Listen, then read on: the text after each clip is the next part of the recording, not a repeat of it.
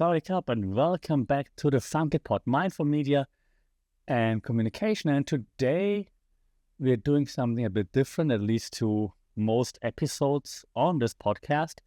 If you're an OG, a long-time listener, then first of all, I appreciate you very much. And secondly, you've seen those special episodes. They happen twice a year, once every 6 months or so.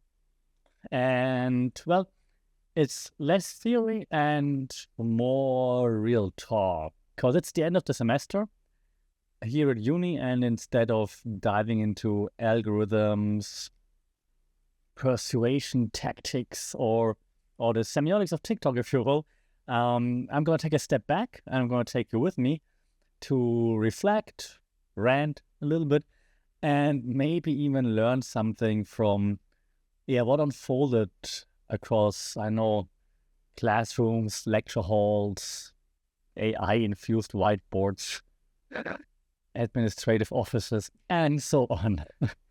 Let's call this one, I don't know, the semester debrief, what worked, what flopped, and why teaching still matters. Let's go. And I have like a few different areas where I was lucky enough to teach this semester. I'll start with my two more or less regular usual suspects, if you will. And the usual suspects this semester were a subject called Writing for Broadcasting. One that's called Art for Storytelling. It's a new subject we just started this year. And then I had one new media studies course as well. Okay, so let's jump right into it. I start with the Writing for Broadcasting, okay? In this class, I only teach the second half of the semester.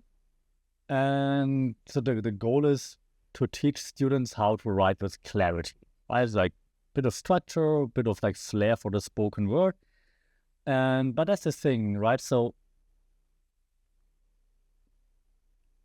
in order to do this, and especially if you work on the spoken word, people have to speak. And in Thai lectures at Thai Unis, speaking isn't always encouraged, or in Thai schools, speaking isn't always encouraged. And so sometimes there's still like this hesitation to speak out. So first challenge would be engagement. Also attendance was inconsistent. I don't know if it's part of what happened in the first half of the semester, but I don't think it's because they're lazy. I think it's more like a conditioning that they just treat class like a checklist, like show up, get the grade, move on. So just show up any time in the class. And so class starts at 9 a.m., so early. And then students just show up at like 10:30 or something. It's a 3-hour class. I know, different topic. But if you teach like a subject that requires, like vulnerability in terms of like using words, right? Putting words or giving meaning to words, it's not really possible to just jump in like 90 minutes after the session started, after we're working towards something like, hey, ice breaking about whatever, warming up, slowly getting started, and maybe like an hour in, now the workshop's flowing, right? Now it's all active, and then you just come in, you have no clue what's happening, like what's everybody doing. So that just doesn't work. It works in a pure lecture setting, maybe if you're one of 100 something people and no one cares. But if it's like an active learning class, what most of my classes and classes these days should be anyways, then it doesn't really fly anymore. Right. Eventually, though, we made it work. We're getting to know each other again a little bit better. It's the first time that those students had me as the main instructor, so to speak. They only knew me before from like special events and like announcements as the head of the program and stuff like this, but never as a lecturer, because like in the first year I was just co-teaching, and now in the second year, then finally they have separate classes with me. So eventually we made breakthroughs. Yeah, they found their voices, they found their style, which is great to see. because the students who did show up regularly, they actually delivered final projects that were really, really good. I don't want to say brilliant because then their egos are going to be blown up, but they were really good. The creativity was there, partly witty, structurally sound, everything you want from it's a second-year class, okay, from a second-year class, which proves that given space and trust, which I find very important in lectures or in classes, if you give them space and trust, you can actually make great work happen, which is really cool. I don't have favorites, pardon me, but if I were to pick a favorite, I don't have favorites, but art of storytelling would have been my favorite in this semester as a class. I was beating the drum on storytelling for a long time. The storytelling is part of many of my classes. So in this class, we kind of like up the ante a little compared to the class I just mentioned. In this class, lots of experiments happen. Like I took students on field trips to escape rooms, to a exhibition on death and what death means and things like this. Had guest speakers from the wrestling world, professional wrestling world, for example. Turned assignments in like real world storytelling challenges, like the complete opposite of like a standard lecture, I would want to say. And the payoff, again, those who actually then, showed up to all the workshops and everything, was really good. Like I was really happy with the payoff in the end. The field trips sparked some cool insights, I think. The guest speaker really hit home. I wasn't sure if because I'm a big professional wrestling fan, and I know like my Gen Z students understand that. But even those who didn't really understand or were into wrestling, they really connected with the guest lecture. So it was really cool. So he really pulled even the students that are sometimes on autopilot, he just pulled them out with some activities. It was really cool. Some students ended up creating really emotional, like powerful digital stories, narratives that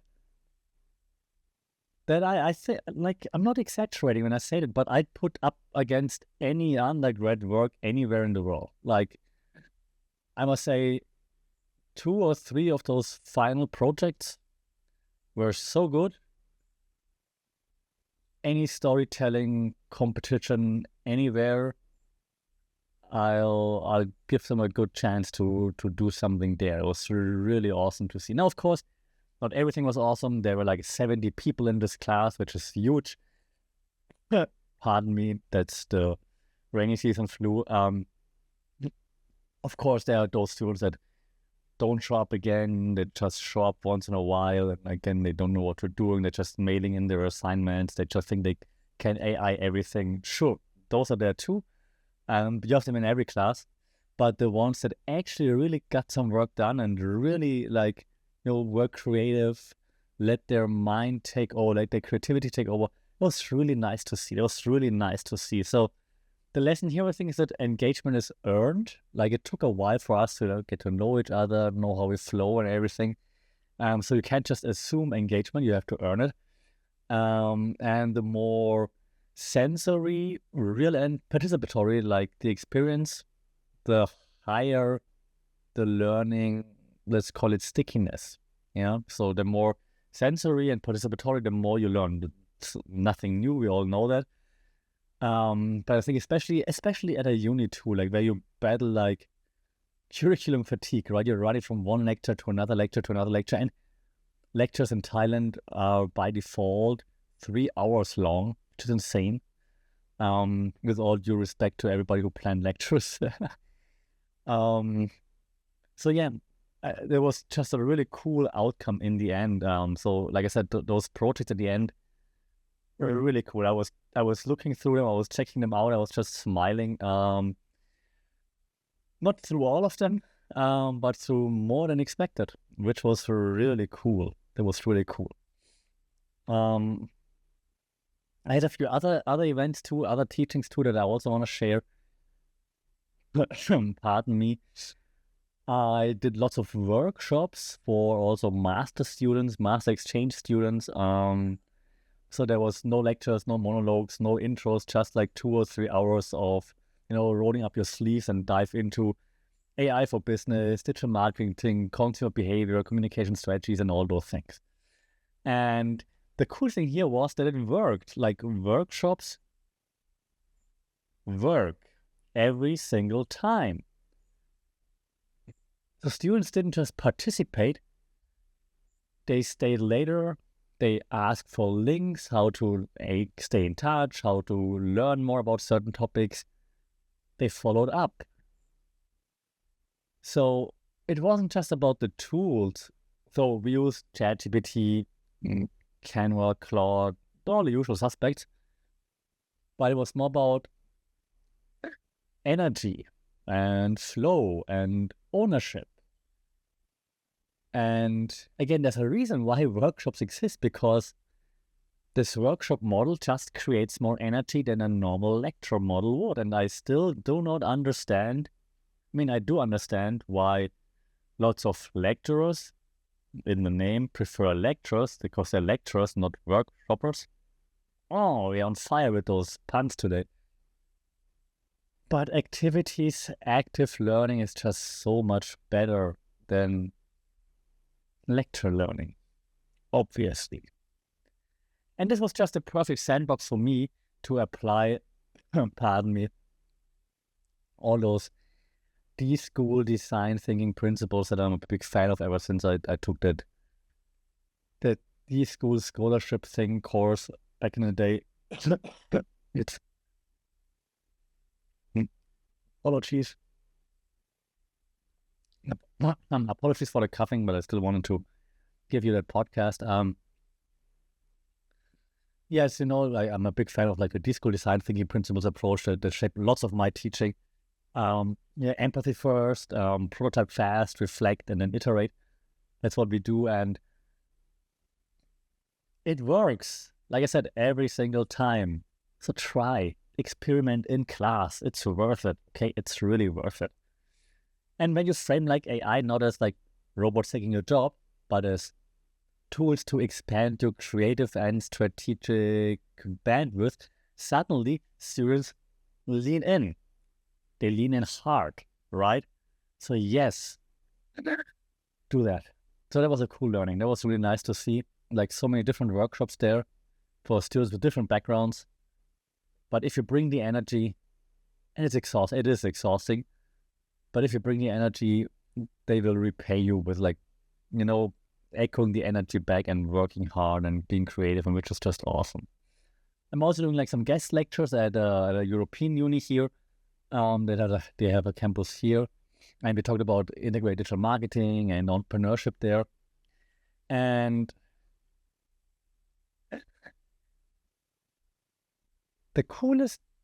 one of the cooler things to experience there was like our last session together. The last session that I have with them is always the most boring one, because according to the syllabus, I have to talk about Google Analytics. Now, it's important to understand how analytics work, like what you can track, all those things. But it's always the last class that we have together at the very end of the semester. So students usually are tired. They're already almost done with their projects. And now we have another class. Oh, God. And it's the least exciting topic, usually. Now, of course, I try to make it interactive, engaging, and whatnot. Sometimes it works, sometimes it doesn't work as well. This time, the students were just really cool about it. Like, they asked the right questions, they tried the right things, they figured stuff out. We looked through what to track, what not to track, why certain websites get certain numbers. And after that, students actually came and said, like, "Oh, it was so much fun. You should have a YouTube channel. Hey, subscribe." And things like that. That just, again, shows that if you're putting the energy in, they will reciprocate. Not everybody, because it's not everybody's cup of tea. You're not everybody's cup of tea. It's normal. But if you put in the energy, something's gonna come back. Something will come back, which is really great. So that was lots of fun, because I did expect it. I did expect that much energy coming back in an analytics class, for example. The other classes before were even more fun, of course, are like also fun. But it was just cool to see that, like, in the most boring class of the module, so much fun was had. It was amazing. So when you move away from lectures and shift to like those hyper interactive formats, you create the energy, right? But also chaos. And so the question, of course, becomes, how do you maintain structure and also ensure theoretical grounding and cater to learners who don't naturally engage and don't let the chaos take over, right? It's the classic like edge of the envelope problem. And do you teach to the middle? Do you teach to the top? Or do you build like layered access where theory exists, but the doors to entry are like multiple doors, right? Kind of like transmedia storytelling if you want to add like a communication point of view to it. And I don't really have a final answer if I'm honest, because I don't know like which is the best approach, right? But I do know that the future of teaching isn't standing, or as it mostly is in Thailand, sitting in front of a room reading slides. Yeah, it's maybe like kind of like choreographing, freestyling, learning experiences that I think invite action, reflection, and expression. That really matters. So, and I don't want to bore you with too many like teaching theories, but just a few closing reflections, right?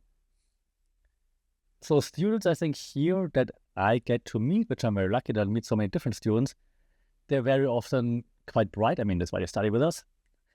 Thoughtful and very capable, especially Thai students, however, are taught by the system to usually, especially like high school, primary school, and so on, to prioritize compliance over curiosity.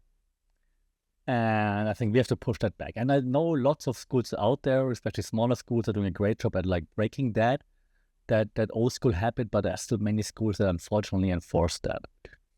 Final projects, right, when giving room to breathe, are, I think, or just generally projects are where like the real talent emerges. Just let your creativity flow. I guess lectures, field trips, and I hate it. I hate when I hear this. They're just add-ons. They're not. Like, at least to me, they're not add-ons. They're lifelines for engagement. They're making things more special. And they're not just add-ons. And as I said, workshops work.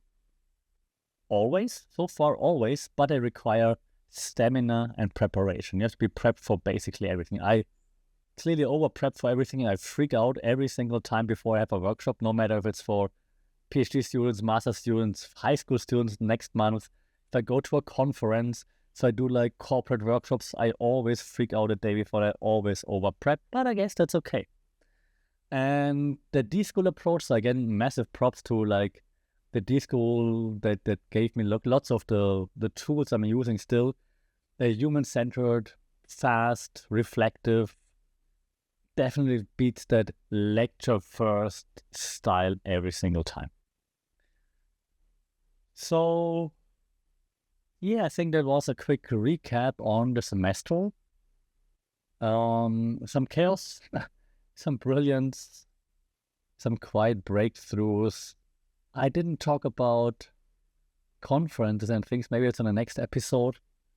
Or maybe I just keep it to myself. And now it's time to reset, to recharge, and because we never really switch off, let's be honest, start designing the next round. And the next round's going to be amazing. Starting in August, new semester already planned. We will have a conference organized by my students. We will have Digital Strategies of Tomorrow. We will have a hackathon, AI communication centered hackathon at university. So stay tuned for that. It's going to be like 2.5 days or 2 days straight action. We will have a digital literacy workshop for primary schools. Oh God, I don't want to spoil all the projects, but it's going to be awesome. I can't wait for that. I'm looking forward to some rest in between, some creative rest, but I can't wait to actually start seeing how students take on all those challenges in the next semester. So until then, stay curious, stay critical, stay weird, because I think that also helps us, also as educators. And don't forget to like, share, subscribe, especially today, because I'm coughing, I'm sick, just here for you. That's what I say in class. So hit that button, that would be appreciated. Until then, we talk soon.